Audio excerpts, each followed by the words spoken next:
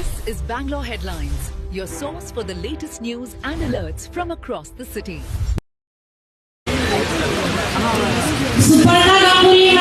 ಈ ನಾಯಿಗಳನ್ನ ಮಲಗಿರೋ ನಾಯಿಗಳನ್ನ ಸಡನ್ ಆಗಿ ತಗೊಂಡೋಗ್ಬಿಟ್ಟು ABC ಮಾಡ್ಬೇಕು ಅಂತಾರೆ. ಜನಗಳು ಕನ್ಫ್ಯೂಷನ್ ಆಗ್ಬಿಟ್ಟಿದ್ದಾರೆ.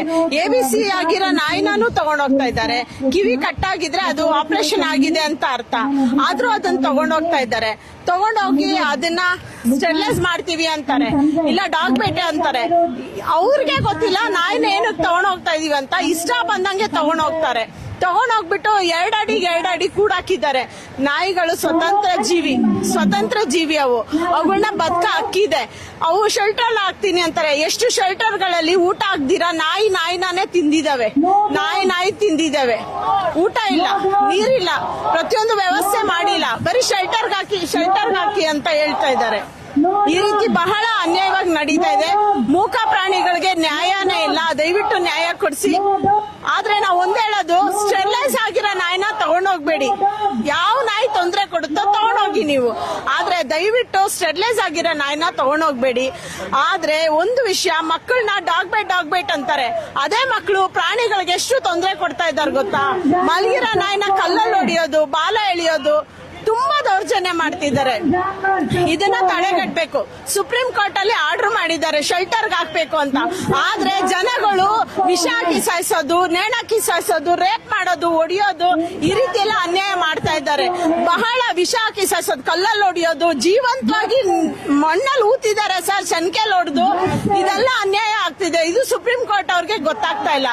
ಬರೀ ಅವ್ರು ಹೇಳ್ತಾರೆ ಶೆಲ್ಟರ್ ಹಾಕೋಣ. ಆದ್ರೆ ಶೆಲ್ಟರ್ ಹಾಕಿ ಒಂದು ಏರಿಯಾ ವ್ಯವಸ್ಥೆ ಮಾಡಿ, ಬಿಸಿಲು ಮಳೆ ಗಾಳಿ ಬರ್ಬೇಕು, ಪ್ರತಿಯೊಂದು ಇರೋವಾಗ ನಮ್ಗೆ ಅದು ಅನುಕೂಲ ಆಗುತ್ತೆ.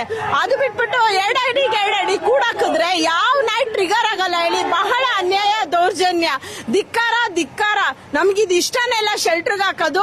ದಯವಿಟ್ಟು ಇದಕ್ಕೆ ಸಂಬಂಧಪಟ್ಟಂಗೆ ವ್ಯವಸ್ಥೆ ಮಾಡಿ, ಮೆಡಿಸಿನ್ ವ್ಯವಸ್ಥೆ ಮಾಡಿ, ಅವುಗಳಿಗೆ ಬಿಸಿಲು ಮಳೆ ಗಾಳಿ ಬರಂಗೆ ವ್ಯವಸ್ಥೆ ಮಾಡಿ, ಆಮೇಲೆ ನೀವು ಶೆಲ್ಟರ್ ಅಲ್ಲಿ ಶೆಲ್ಟರ್ ಹಾಕಿ. ಪ್ರತಿಯೊಂದು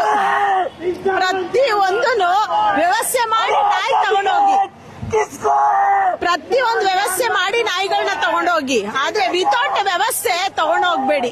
ಸಿದ್ದರಾಮಯ್ಯ ಅವರು ನಾಯಿಗಳಿಗೆ ಊಟ ಕೊಡ್ತಿರ್ತಾರಲ್ಲ, ಅದ್ರ ಬಗ್ಗೆ ಏನಾಯ್ತು ಸರ್? ಸಿದ್ದರಾಮಯ್ಯ ಅವರು ಊಟ ಕೊಡ್ತಾರೆ ಅಂತಲೇ ಅಲ್ಲಿ ಟ್ರಸ್ಟಿಯಿಂದ ಸ್ಯಾಂಕ್ಷನ್ ಮಾಡಿದ್ದಾರೆ ಸರ್.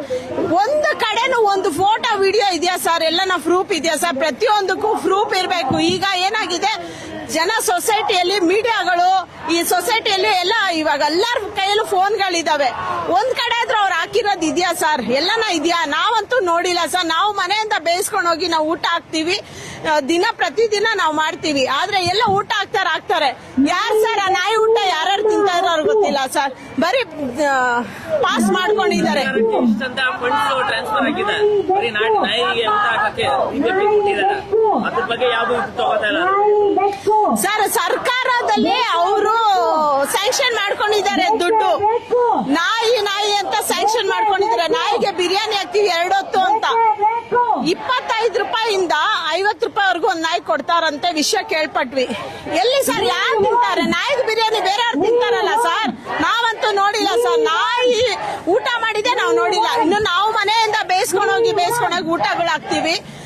ಅವ್ರೇನಂತ ಹೇಳಿದ್ದಾರೆ, ಬಿಬಿಎಂಪಿ ಅವರು ಇದ್ರ ಬಗ್ಗೆ ಕ್ರಮ ನೋಡ್ಕೊಳ್ತಾರೆ ಅಂತ ಹೇಳಿದ್ದಾರೆ. ಸರ್ಕಾರದಲ್ಲಿ ಬಿಬಿಎಂಪಿ ಅವ್ರ ಬಗ್ಗೆ ಏನ್ ಹೇಳ್ತಾರೆ? ಸರ್, ಬಿಬಿಎಂಪಿ ಅವರು ನೋಡಿ ಟೆಂಡರ್ಗಳು ಹಾಕೊಂಡು, ಒಂದ್ ಸ್ವಲ್ಪ ಹಂಗೋಗೋಣ.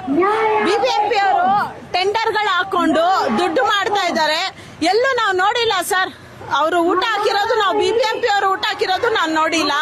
ನಾವು ಊಟ ಬೇಯಿಸ್ಕೊಂಡೋಗಿ ಬೀದಿಗಳಲ್ಲಿ ಹಾಕ್ತಿವಿ, ಸ್ಟೆರಿಲೈಸ್ ಮಾಡಿಸ್ತೀವಿ, ವ್ಯಾಕ್ಸಿನ್ ಮಾಡಿಸ್ತೀವಿ. ರೇಬಿಸ್ ಅಂತಾರಲ್ಲ ಸರ್, ನಾವು ಇಷ್ಟು ಸಾವಿರಾರು ನಾಯಿಗೆ ಊಟ ಹಾಕಿದೀವಿ. ಒಂದೇ ಒಂದು ರೇಬಿಸ್ ಕೇಸ್ ನೋಡಿದೀನಿ ನನ್ನ ಲೈಫಲ್ಲಿ. ರೇಬಿಸೇ ಇಲ್ಲ. ಬಟ್ ಎಲ್ಲಾ ಕಡೆ ನಾವು ಊಟ ಹಾಕೋ ಜಾಗದಲ್ಲಿ ವ್ಯಾಕ್ಸಿನ್, ರೇಬಿಸ್ ಇಂಜೆಕ್ಷನ್ಸ್ ಎಲ್ಲ ಮಾಡಿಸಿದೀವಿ. ನಾವು ಆಪರೇಷನ್ ಮಾಡಿಸಿದೀವಿ.